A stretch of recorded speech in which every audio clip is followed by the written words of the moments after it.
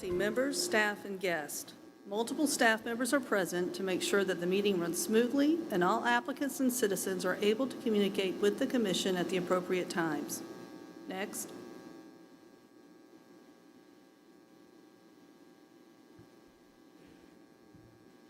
Mr. Broom? Here. Mr. McGuire? Here.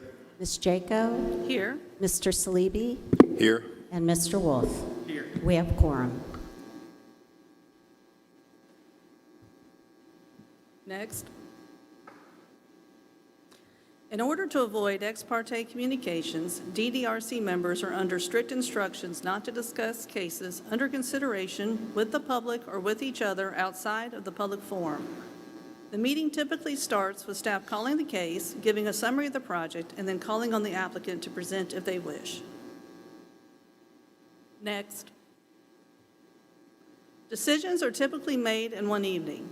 Decisions may be appealed within 30 days to a court of competent jurisdiction. Oaths will be administered individually as we hear either from applicants or from live speakers. Next. Applicants with requests before the DDRC are allotted a presentation time of 10 minutes. This time should include, but is not limited to, an overview of the project, case history, and any pertinent meetings held regarding the request. This time also includes all persons presenting information on behalf of the applicant, such as attorneys, engineers, and architects. This time limit does not include any questions asked by the DDRC or staff regarding the request. Next. Members of the general public are given the opportunity to address their concerns in intervals of 2 minutes. Applicants may have 5 minutes to respond. Staff has a timer and will make presenters aware of when their time has expired. Also, anybody who plans to speak, there was a sign-in sheet when you walked in, and your name needs to be on the sheet. Okay?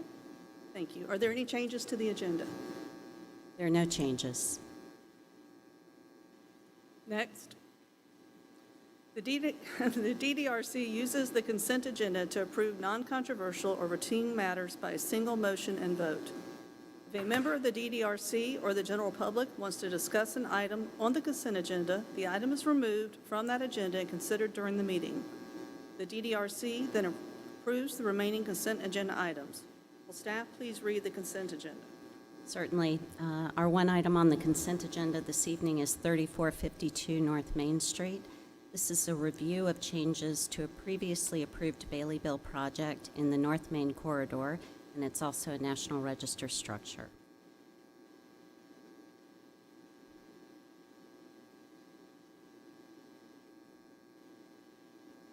Next slide, please. Next. Next. You can just keep thumbing through these slides. Thank you. There you go. All right. Is there anyone from the DDRC that would like this item removed from the consent agenda? Not hearing any. Next slide. Is there anyone from the public that would like to have an item removed from the consent agenda? Okay. Next slide, please.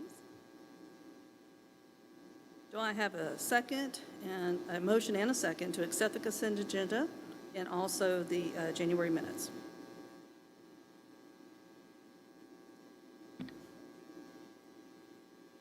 I'll make a motion to approve the consent agenda and the minutes of the January meeting. Second.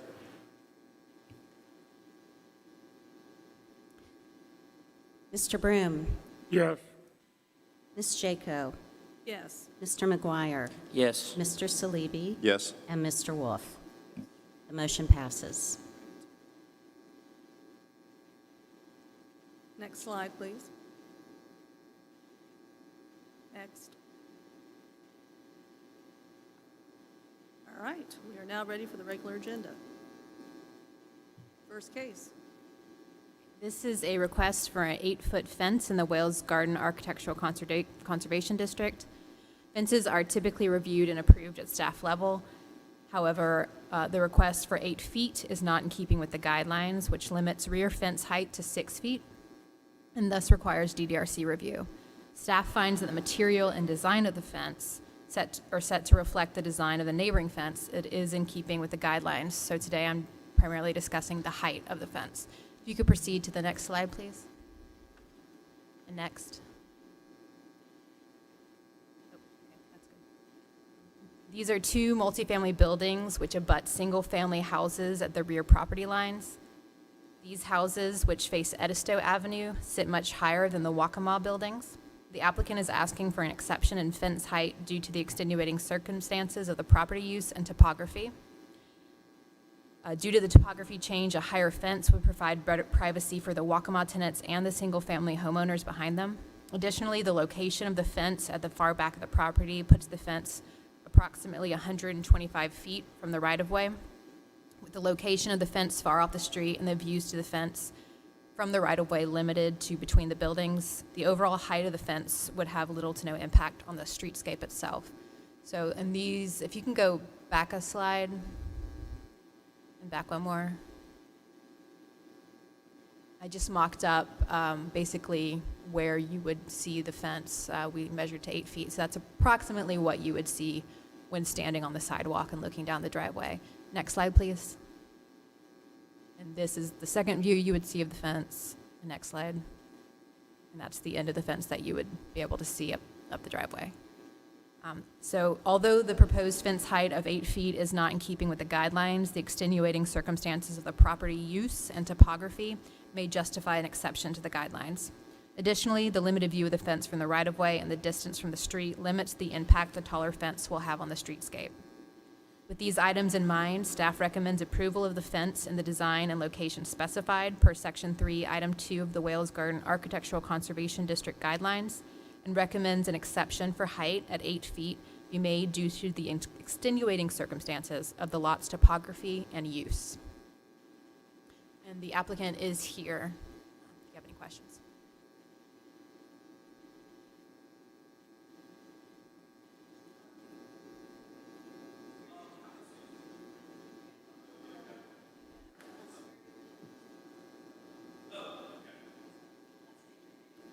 It's a Zeke Bennett.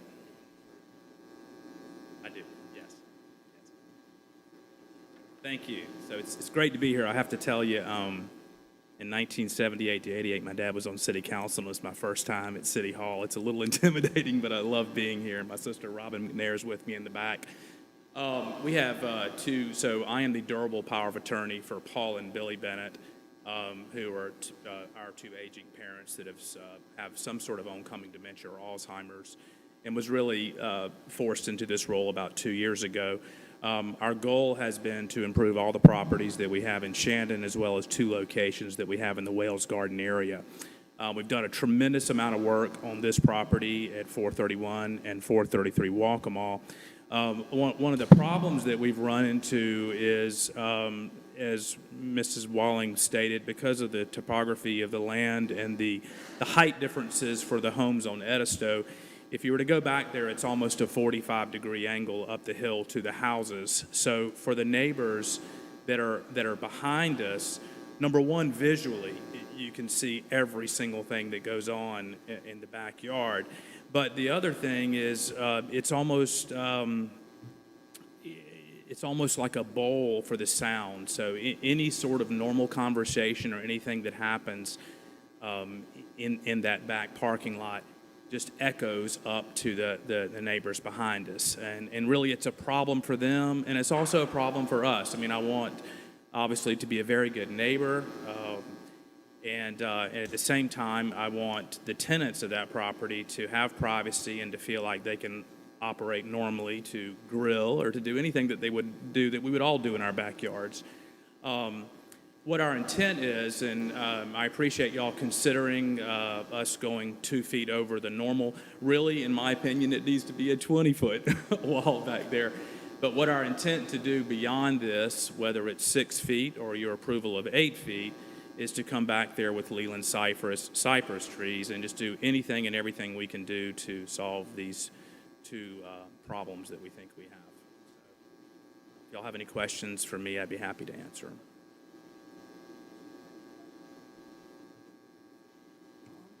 Do I need to sign in? I'm sorry. All right, sorry, any questions?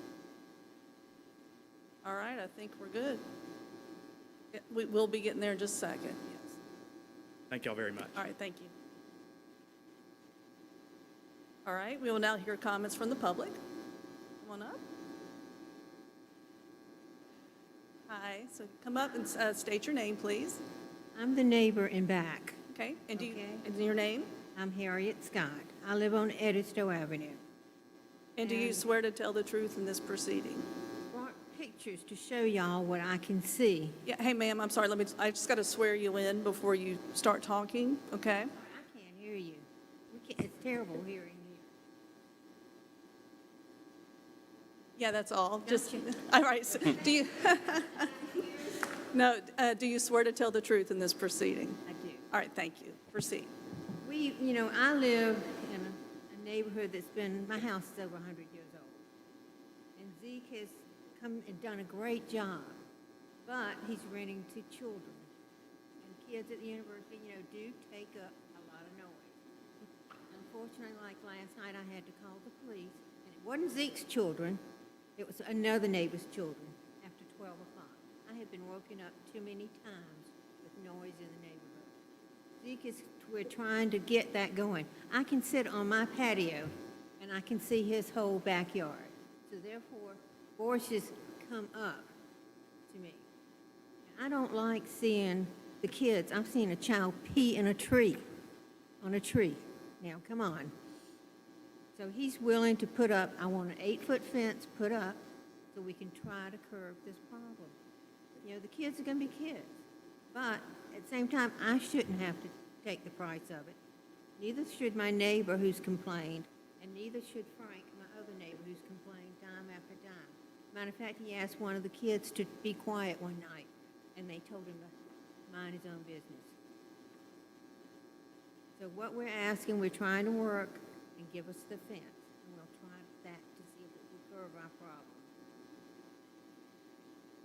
And that's it. And I've got pictures in case y'all want to see how high my house is and from the back. But, Edisto Avenue goes like this, and my house is at the top. So I hear everything, see everything. And I want to be able to sit on my patio and not hear noises. And also, they've got that game table. All y'all know what that game table is, where the kids have a big table and they put cups down and they drink on it. When they play that game, oh my God, you have to leave the house. It's so loud. And I think Shandon has come around and not forbid those tables at all. So that's something Wells Garden needs to work on too. Because once again, it's causing problems. All right, And that's all I've got to say. But Zeke is doing a good job. I just call him when I have a problem, and he handles it. But we just need a bigger fence put up. all right, thank you. Does any commissioner want to see the picture? Did y'all get enough? Okay, all right, thank you. Any other public would like to speak?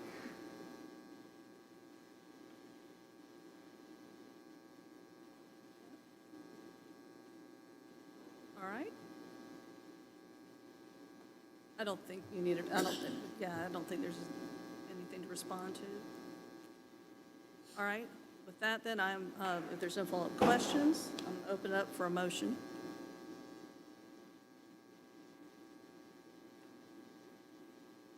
I'll make a motion to grant the certificate of design approval to the property at 431 and 433 Walkama Avenue, per Section 3, Item 2 of the Wales Garden Architectural District Guidelines, with the recommendation and an exception from staff for a height of 8 feet, or that an exception for a height of 8 feet be made due to the extenuating circumstances of the lot's topography and use. Do I have a second? Mr. Broom? Yes. Ms. Jaco? Yes? Mr. McGuire? Yes. Mr. Salibi? Yes. And Mr. Wolf? Yes. The motion passes. Thank you. Next case?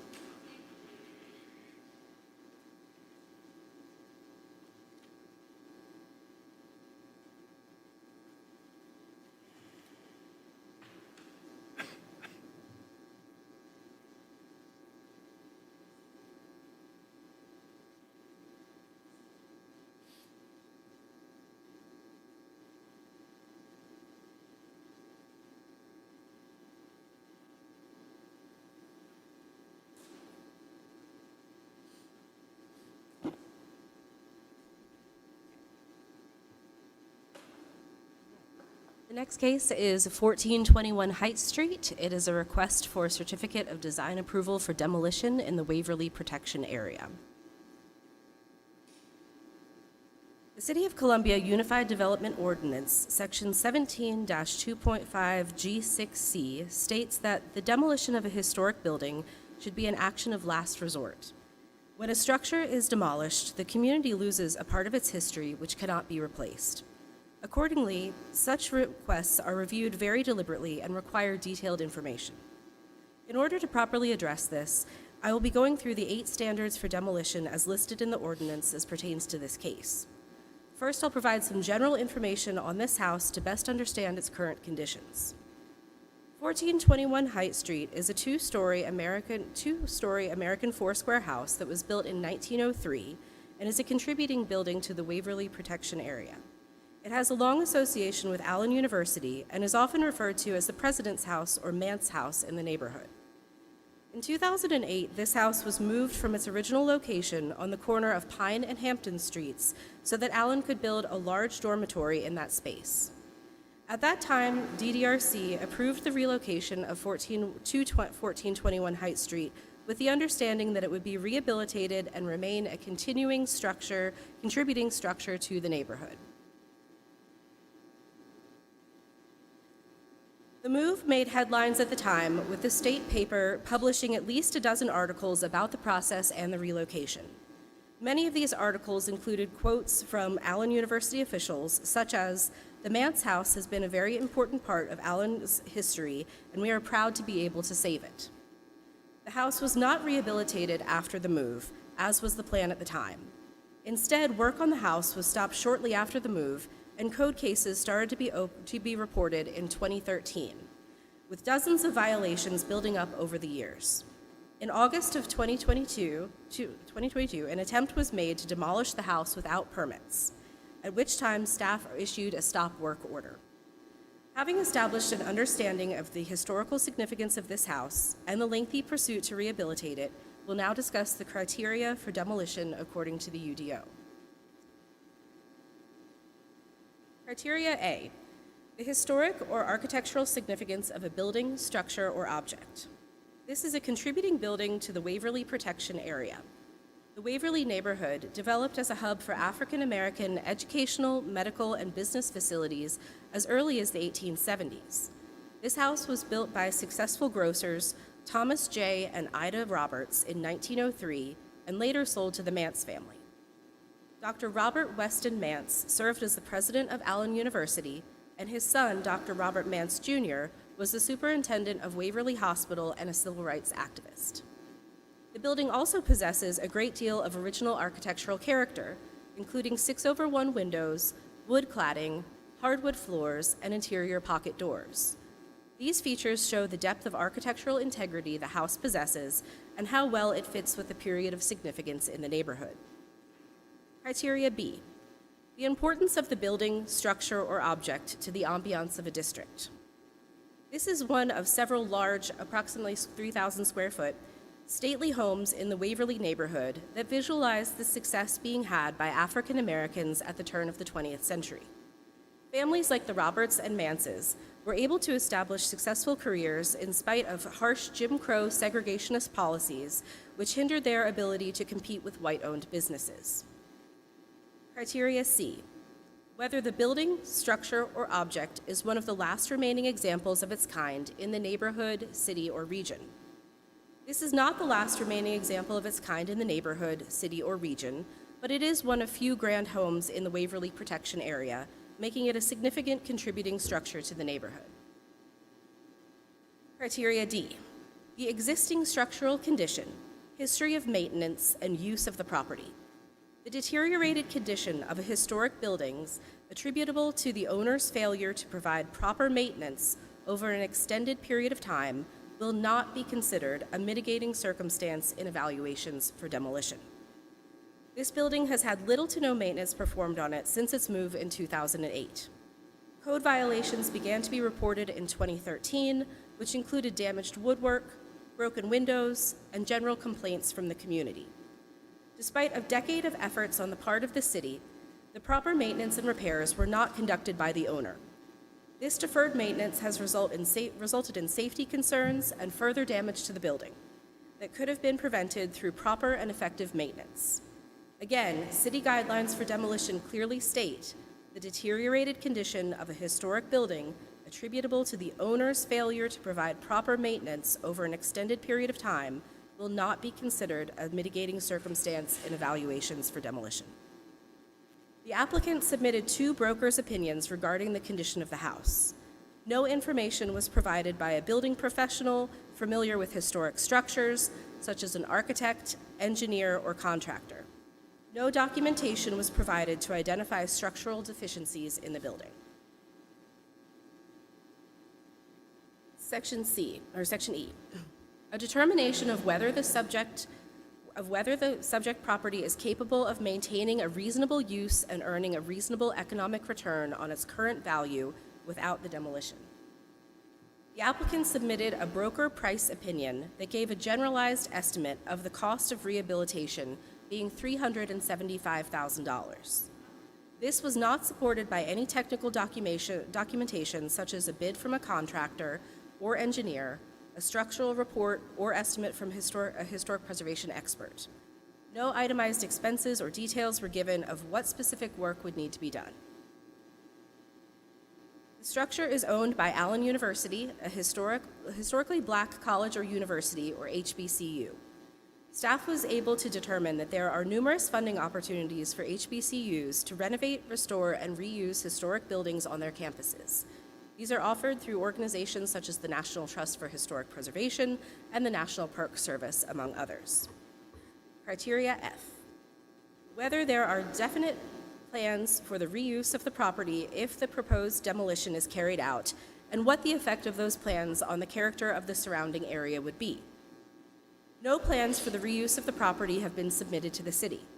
Having a vacant lot in this location would be a detriment to the Waverly Protection Area, and would still offer opportunities for loitering, dumping, and other undesirable activities.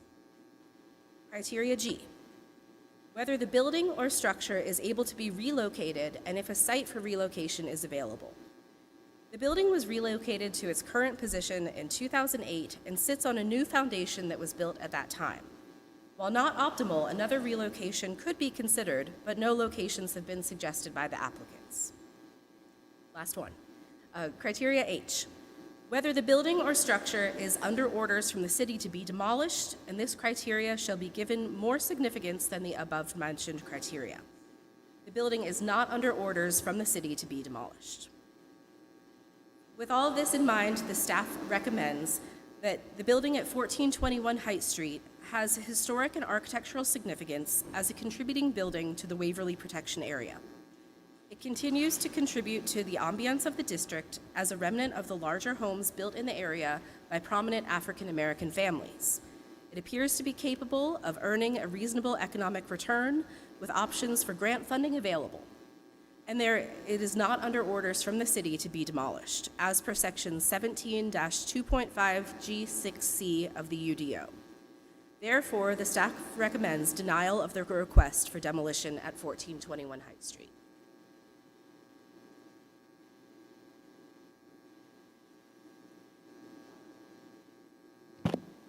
Do any commissioners have any questions for staff at this point?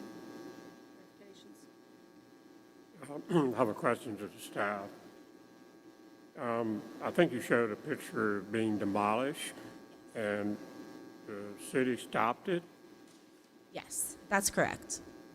Did they have a permit to demolish it at that time? They did not. That was August of 2022, and community members reported to the city and to Historic Columbia that there was a demolition in progress, and we were able to go out there and issue a stop work order.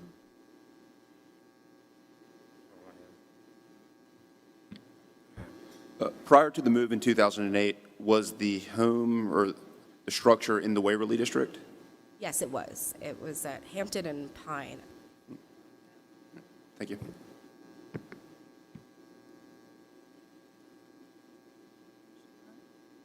Is the applicant presenting?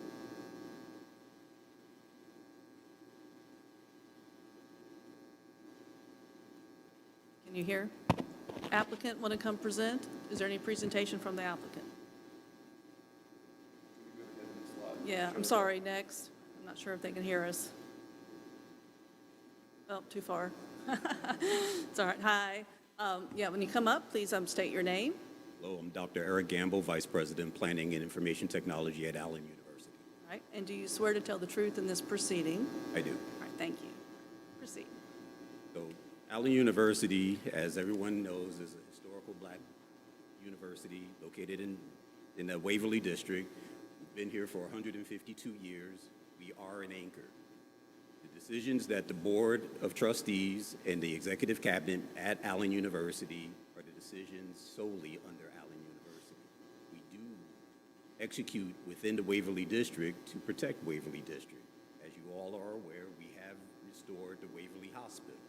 So Allen University isn't in the Waverly District to hurt it, but we have to make decisions that are applicable for the university. And the Board of Trustees and the CEO, Dr.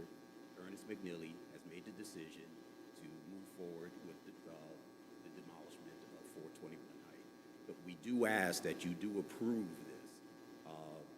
One of the statements made by the staff was that we did not present a contractor bid. We did present a contractor bid. Contractor's name was Betty Price. I don't know what happened with that information, but that bid came in at over $500,000 to restore 421 Height Street. We've hit every single point that Section 7 addresses. They did mention the BPOs. The brokers that we actually got the broker price opinions from are Columbia-based brokers who actually do properties in the historic districts of Columbia. They did give rehab costs, and to suggest that these brokers are not real estate professionals, well, we went to them because they are real estate professionals. We do have a contractor who is responsible for the overseeing of it. And again, Allen University is not here to hurt the Waverly District. However, Allen will always stand that Allen needs to make decisions that are driven by the board, executed by the president, and continue to move Allen University forward. Can I clarify? I think you commented that there was some bid that had been received that wasn't in our package. Has staff received that? No, we did not receive that. Okay. All right. Do you have that with you by chance? May I have my Director of Facilities actually speak to the committee? Yeah, they still have time, I think, correct? Yes, you can have another individual come up. Hi, please, when you come up, state your name. Robert Riley, Operations Manager at Allen University. And do you swear to tell the truth in this proceeding? All right, thank you. There were Cobble Construction, which is Betty Price, quote on remodeling the home, $500,000. Also, we have Todd Corley here from Corley Construction here who gave a quote and also put his permit in to demolish the home. He's in the back, but he came a little late. He took the list.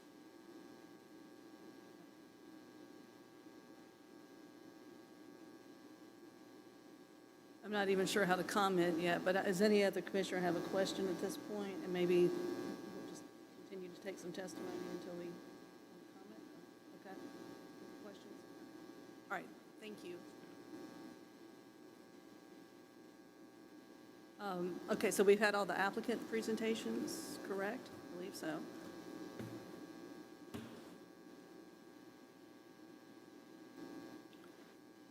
So I think, let's hear any comments from the public.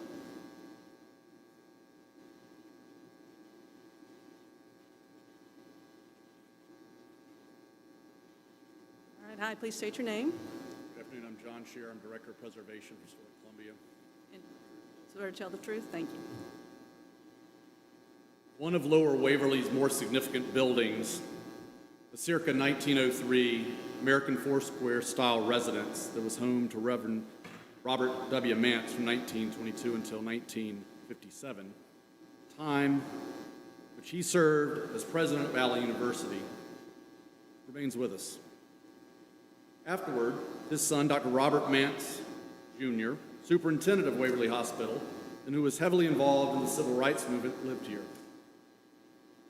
The building's relocation from its original location on Hampton Street to its current siting at 1421 Heights Street was an integral component for construction of new dormitories on the part of Allen University.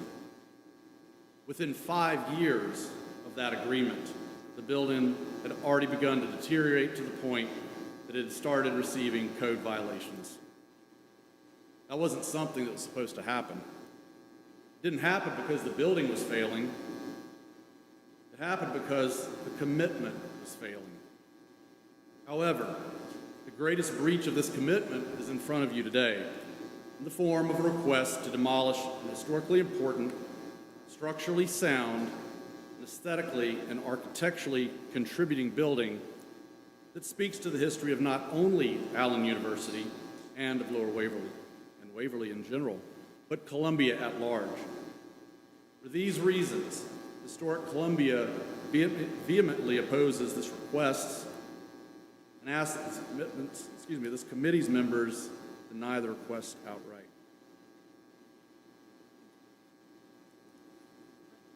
Any other members from the public?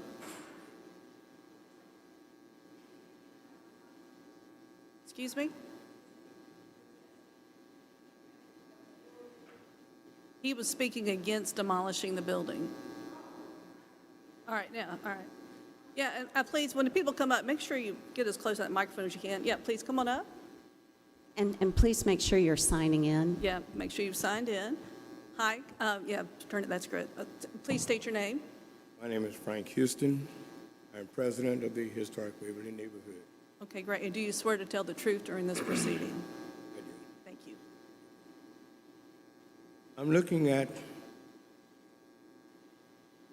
this request for permission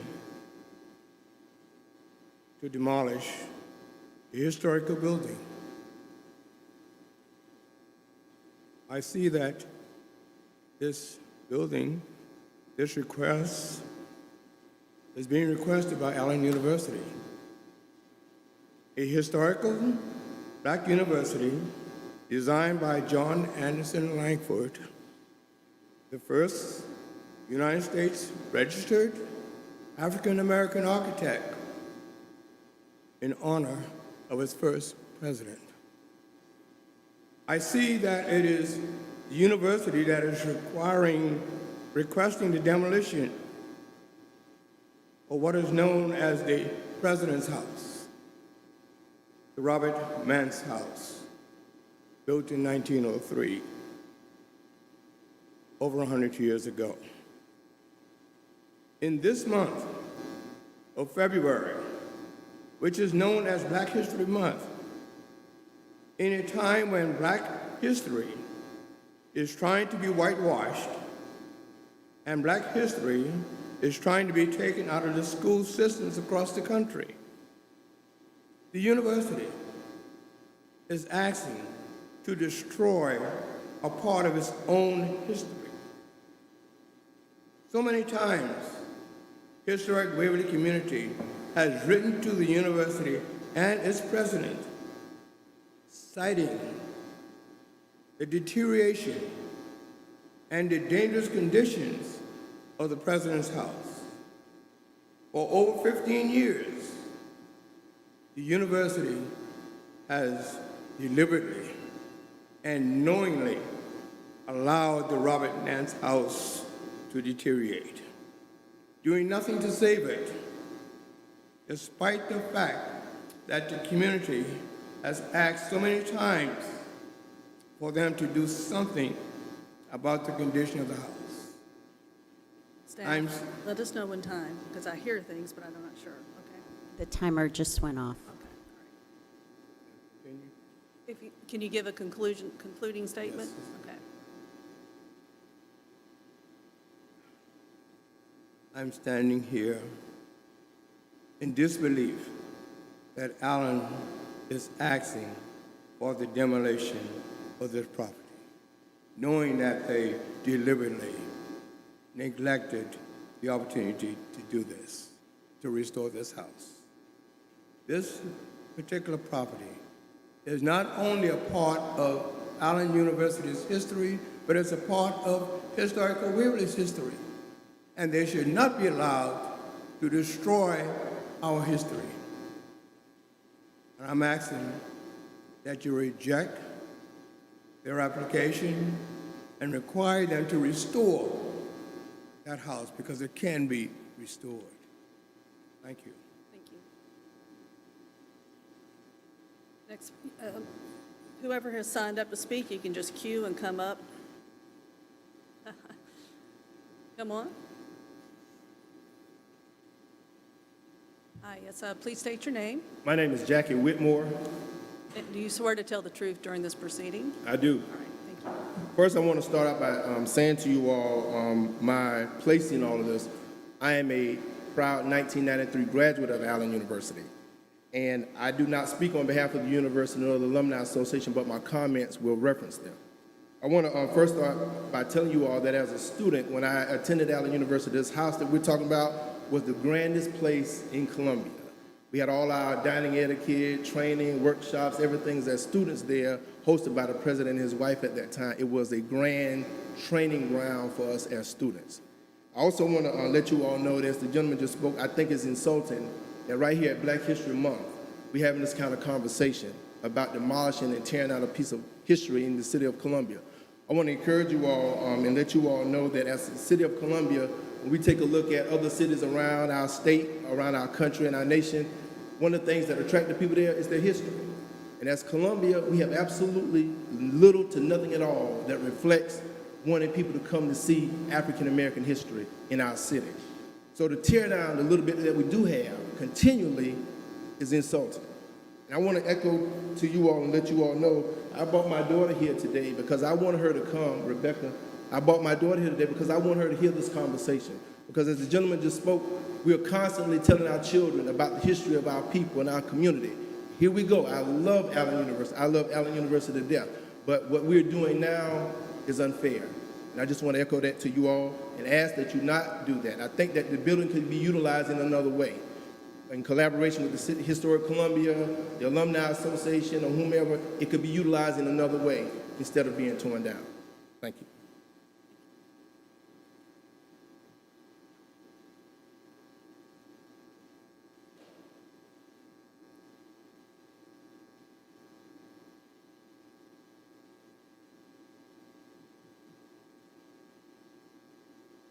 My name is Mamie Jackson. I'm a citizen and I've been in Columbia since March of 1979. All right, did you get her name? Ma'am, can you say your name one more time? Mamie Jackson. Okay. And do you swear to tell the truth in this proceeding? At all times. All right, thank you. Go ahead.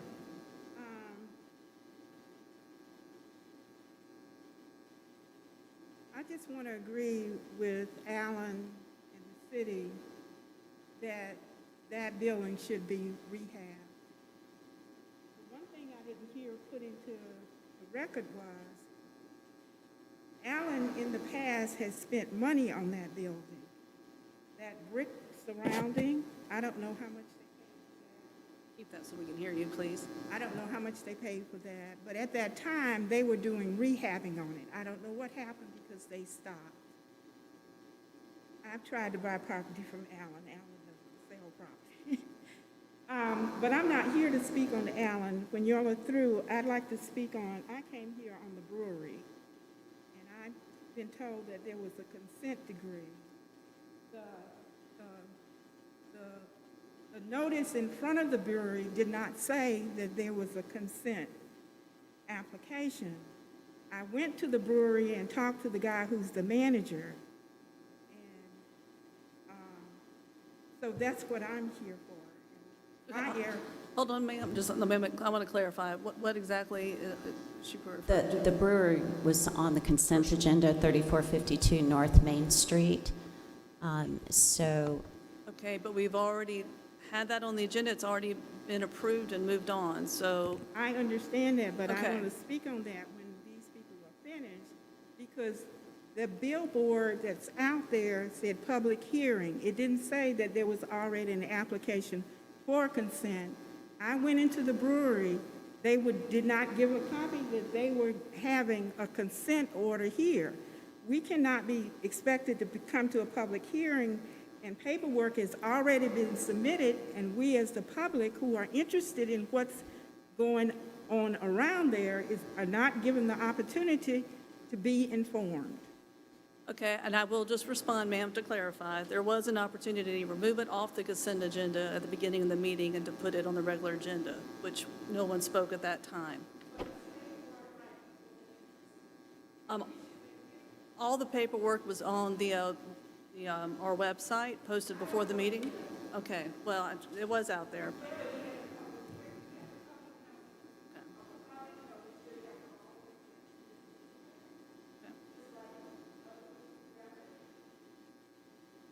All right, next, yes, ma'am. I'm Kit Smith. Promise to tell the truth. All right. Thank you. I am affiliated with the coalition of 5 Points neighborhoods, and those are all the neighborhoods that abut or are very close to 5 Points in the university.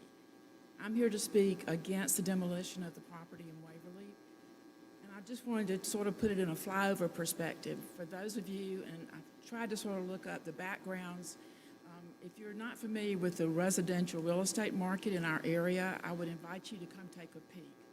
We have 3 big threats. One of them is student housing, one of them is short-term rentals, and the other is demolition of our historic properties. We are losing the fabric of our neighborhoods unless our city will support us in trying to protect what we have, like most major cities are doing. So I just want to give an amen to Mr. Houston and the folks from Waverly. They participate in our coalition, and we all are having the same issues. So I would invite you to visit us if you haven't been through our neighborhoods lately. Look at what's happening, particularly to the Martin Luther King neighborhood. Student housing is taking over that neighborhood, and there are a lot of other threats there as well. Waverly has some of that. We've got it in big sections and swaths in our neighborhoods as well. So thank you for your service, and I appreciate your time. Any other members from the public here to speak? All right, I think at this point, we give the applicant a chance to respond, correct, if they want to. I don't know if the applicant wants to say anything in response to the public comments? No? Okay.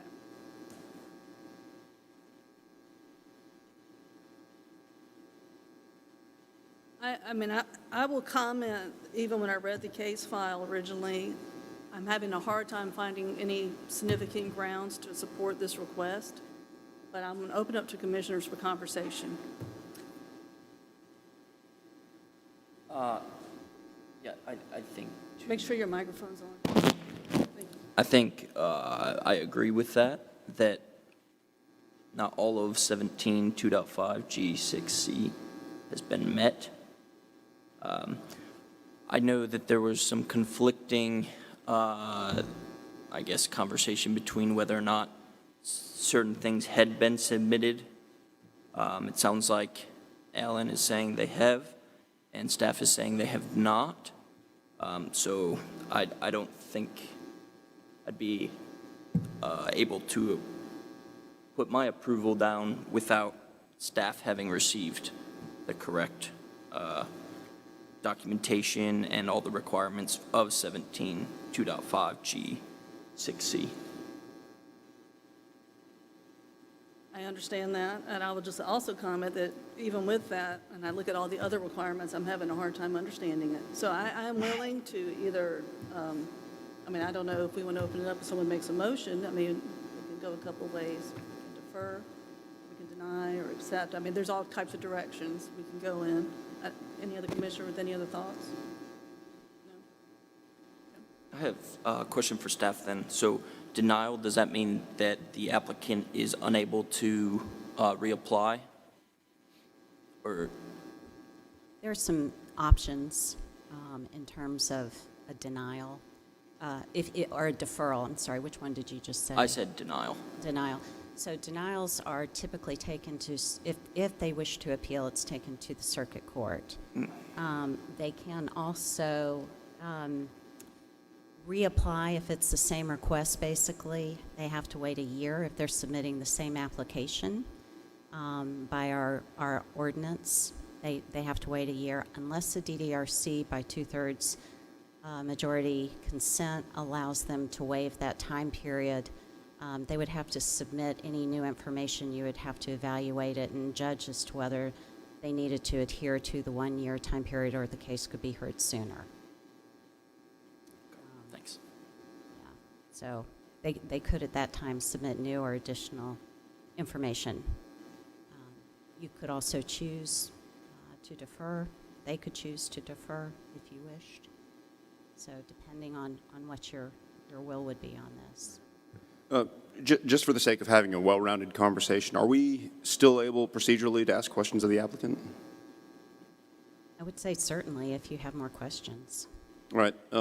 Just one question for the applicant, because from the pictures in the presentation, it does look that the house is in a poor state.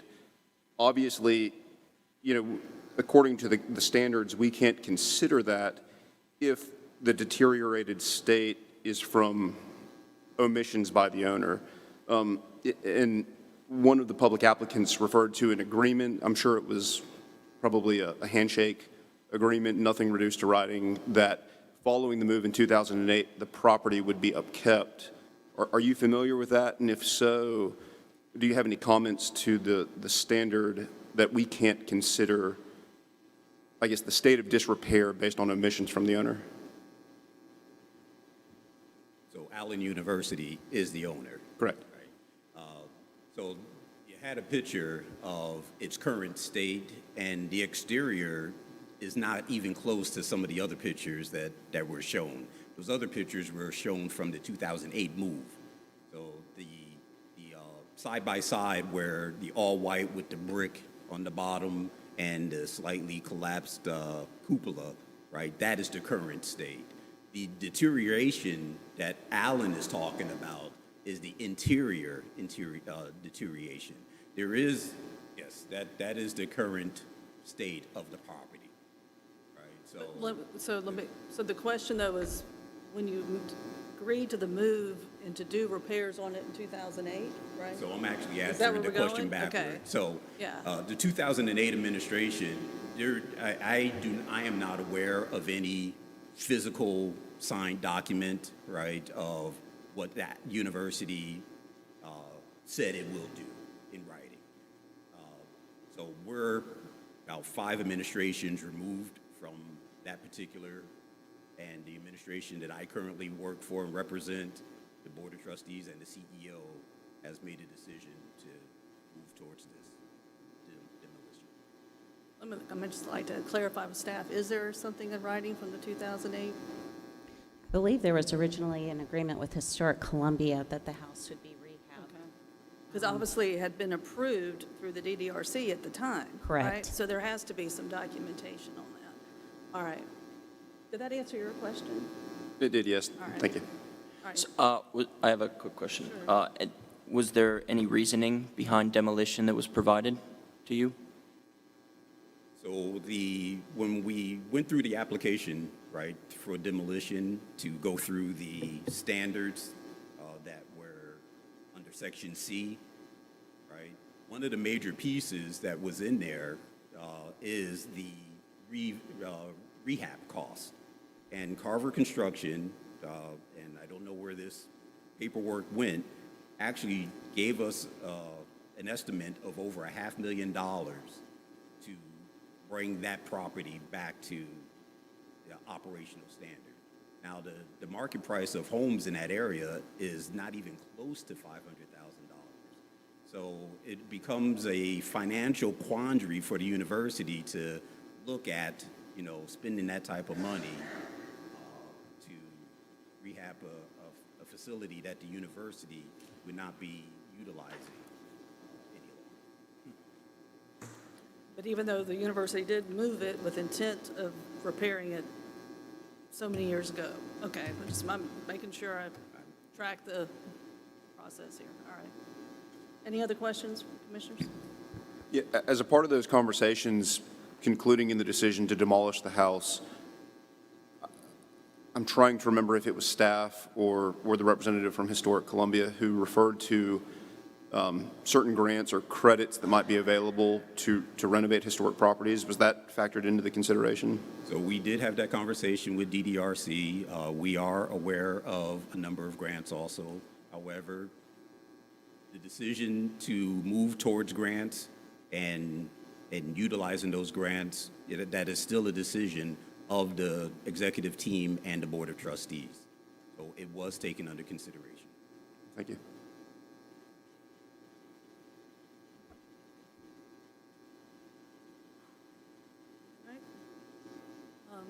Any other questions? I'm looking at the broker price options. At the very bottom, it said, am I on? Yeah, I think so.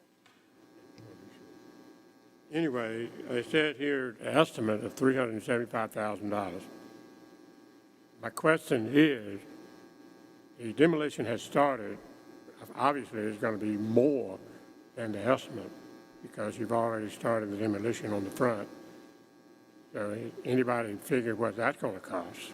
Well, that note from that broker price opinion, inside of the comments, that broker actually states that this does not include the structural costs. So there's foundational and structural issues within the house. So the $375,000 would just like bring it into the beautification of the inside and the outside, but it does not address the cost that would have to be spent to shore up the structure.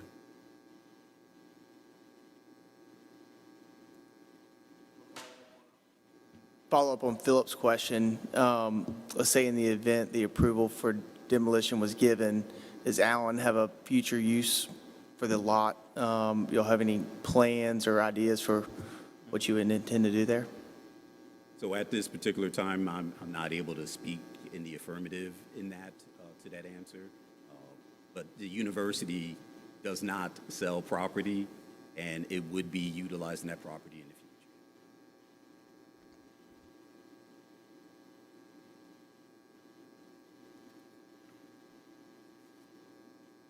Comments? This is not a question for the applicant, so maybe I can wait until. Okay, thank you.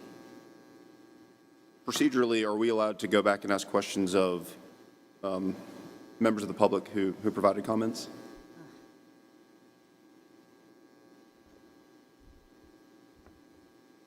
I don't know if we've ever done that.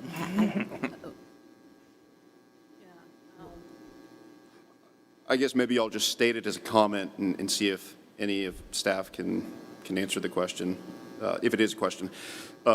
So I think you made the comment earlier that there was an agreement between Allen and Historic Columbia back in 2008 prior to the move. That's my understanding, right?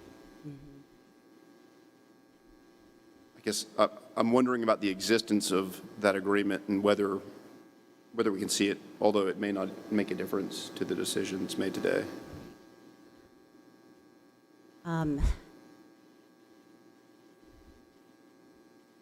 Does staff have a copy of the agreement? We do not have a copy of the agreement. Mr. Scherer is here from Historic Columbia, and my understanding was when the building was moved in 2008, it was moved with that agreement with Historic Columbia in mind, I believe for a 5-year span to get the work done within.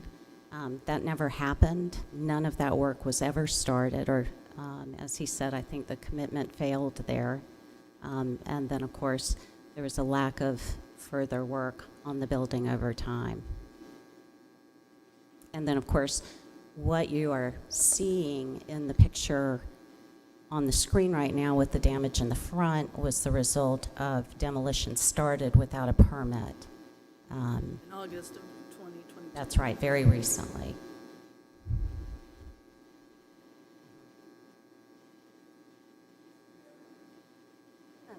Mr. Daniel?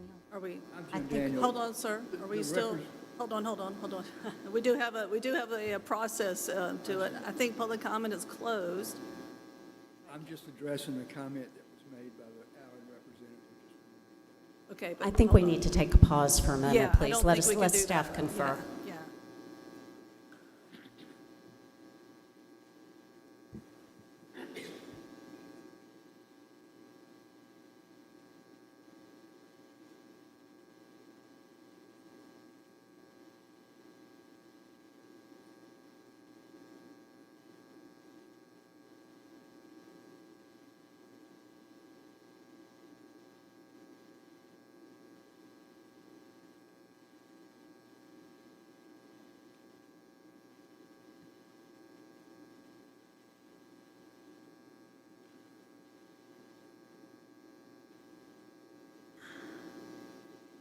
All right, staff, what do we Yeah, conclude?